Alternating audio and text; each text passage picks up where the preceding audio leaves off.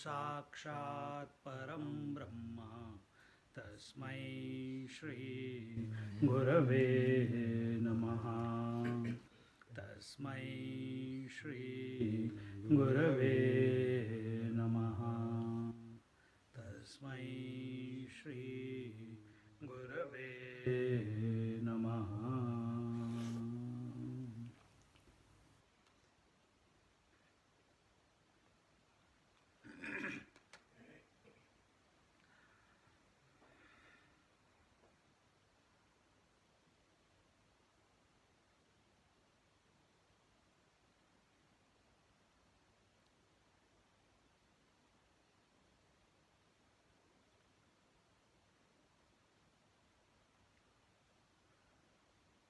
Lord Krishna says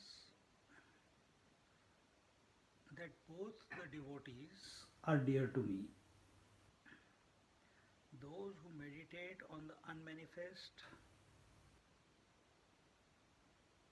Nirgun Nirakar, and those who meditate on the manifest, Sagun Sakar. But he puts in a word of caution that those who follow the path of Nirgun Nirakar, sometimes a seeker has this idea that I'm going to, how can Lord have a form? How can he be manifest? How can infinity manifest? And therefore he tries to keep his mind, he has become intellectually convinced that there is no form of the divine.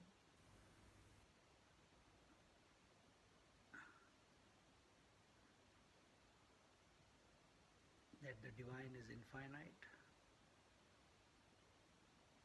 Till here it is okay.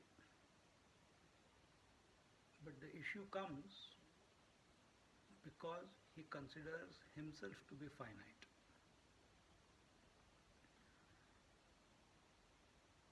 And as long as he is considering himself to be a body, a finite individual,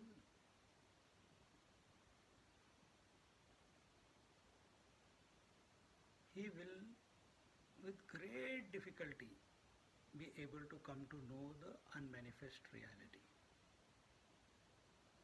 It is possible, no doubt. But Bhagavan says to contemplate on the Nirgun Nirakar is fraught with many, many obstacles and challenges along the way. Because your mind is not focused. Mind is focused on what? On some reality or on reality, but without a form. So what happens on the journey? Distractions, attractions, siddhis, urge to go to different planes of existences, go to heaven, go to Tapalok, this, that, everything. So basically the seeker is totally dependent on his own mental makeup. And that infinite reality, which is formless, does not require any mental makeup. And therefore the challenge.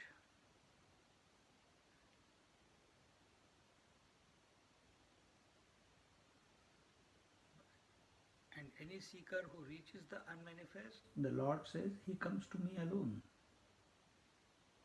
On the other hand, a devotee who has taken the support of a form and he says, I'm going to chant the name of the Lord, I'm going to do the puja, I'm going to do this devotion. And he keeps on the journey. He reaches a stage of deep silence. Before that, a japa-jap sthiti, and he gets excited. Oh, I think I'm a great devotee of the Lord because the Lord gave me vision, because the Lord prompted me, because the Lord so and so. But throughout the journey, the difficulty or the challenge here is the devotee is continuing to consider himself as someone separate to the Lord, and hence the efforts to remember the Lord, and those efforts eventually end up in sattvic ego. Then is there a way out that even by that a seeker contemplating on the unmanifest reality, Nirgun Nirakar or Sagun Sakar, can he come out of this? Can he ever reach the divinity? The Lord says, yes, there is an easier way, and that is surrender your mind and intellect to me. Allow me to devour your mind and intellect.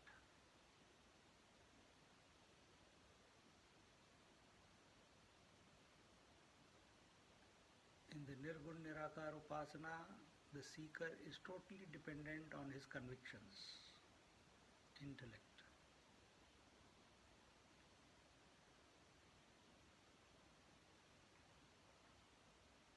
And if the convictions are not right, he will have a contrary experience. He will get distracted. Experience means distraction. And in the Sagun Sakar Upasana, there also the ahanta is there. Like Ravan, he invoked Lord Shiva.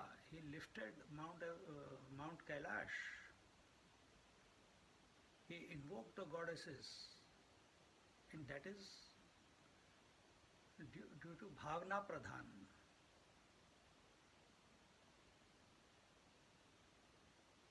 But this Bhavna also, he had the feeling that I am going to forcefully make them, under any circumstances, come what may, I'll apply anything, do anything, but they have to give me the blessings. So it's like a child creates all the racket and gets a chocolate out of the mother. Similarly, this Ravan, but he calls himself a great devotee.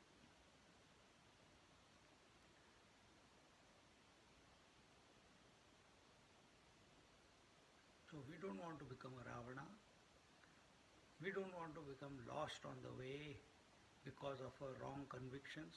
And what are the convictions? We also don't know 100% what all data we are storing within our subconscious. And therefore the challenges that appear on our path. And for that the Lord says the Ananya Bhakt is he who exclusively, means to the exclusion of everything else,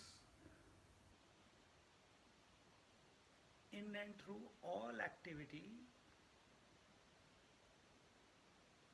before the activity, during the activity, after the activity, he continuously remembers me with love.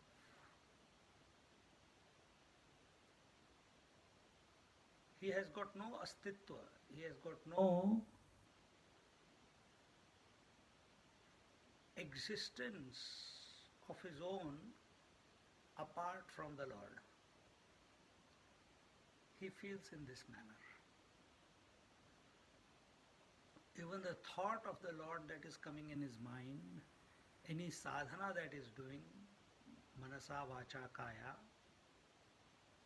at the level of mind, all the thoughts that are coming, vacha, all the speech that is taking place, kaya, all the activities or actions happening at the level of the body. He sees it as the prompting of the Lord alone.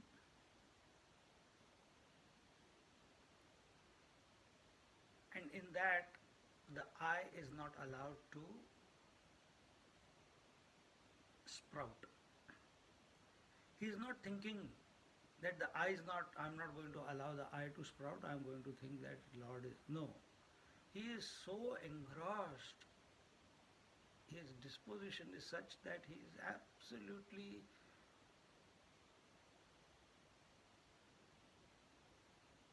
surrendered that everything that is taking place is due to the Lord's grace. In that, and this can happen only with faith.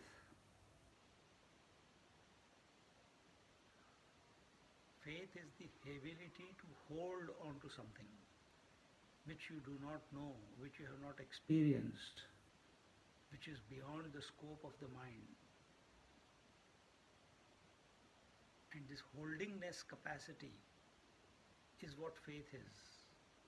And he invokes that faith within himself to hold on to the Lord, to surrender to the Lord, and knows that this faith also is invoked by the Lord alone.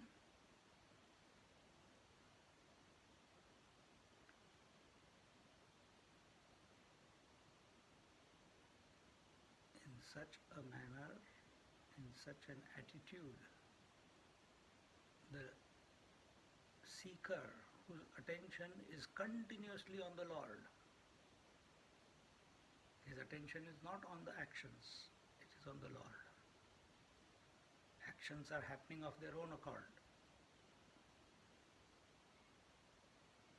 The result that ensues is he becomes the witness. So whether he follows the path of Nirgun Nirakar or he follows the path of Sagun Sakar, but not as a doer of Upasana, but as the one who is surrendering everything at the feet of the Lord and seeing that all is his doing, both of them reach the same goal.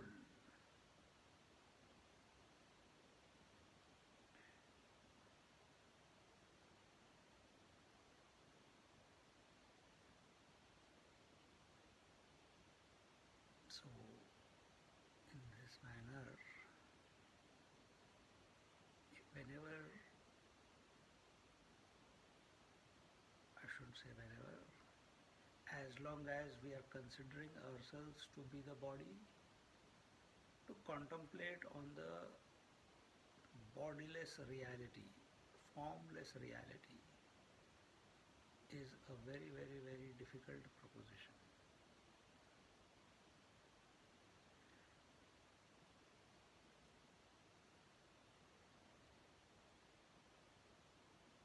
Destination, the goal is important. How you reach there is not important. So choose the easy way. The best leverage in life is, leverage means doing more with less. With minimum efforts, getting maximum result. When we take the name of the Lord with faith, surrender to Him, see that He is the Karta Dharta in everything, Bhokta. This is the highest leverage with which you can exist in this creation.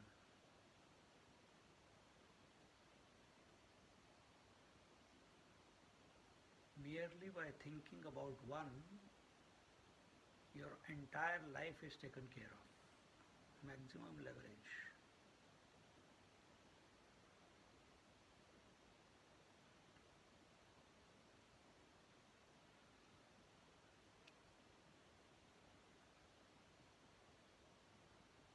is smart living. If you want to take it from that angle.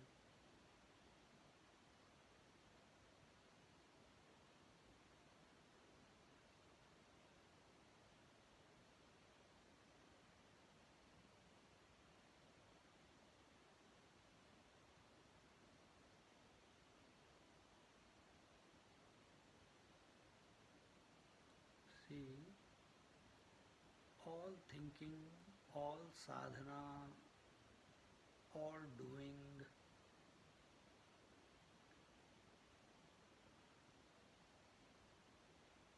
is a part of the relativity. But what is relativity? Relativity is that which is existing in its own absence.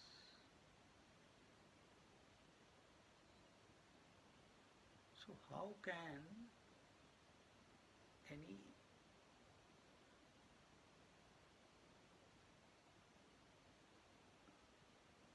thought of the world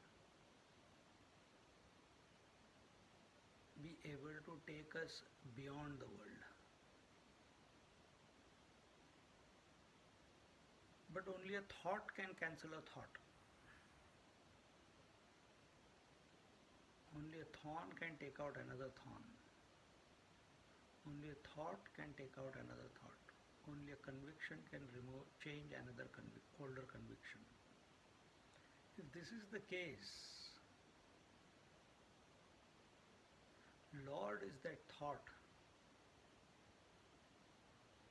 because the Lord represents divine, the Lord represents reality, infinity, all-pervasiveness, birthlessness, deathlessness, all-knowingness. All this is included in that one name of the Lord. And when we take that name with faith, it has the capacity and the ability to shoot us beyond all relativity. Relativity meaning the mind. Body is a concept of the mind. It is only the divine theme. If we remain steady on it, surrender to it, contemplate on it, and see that all this is His grace alone, then that possibility of coming out of the gravity of the mind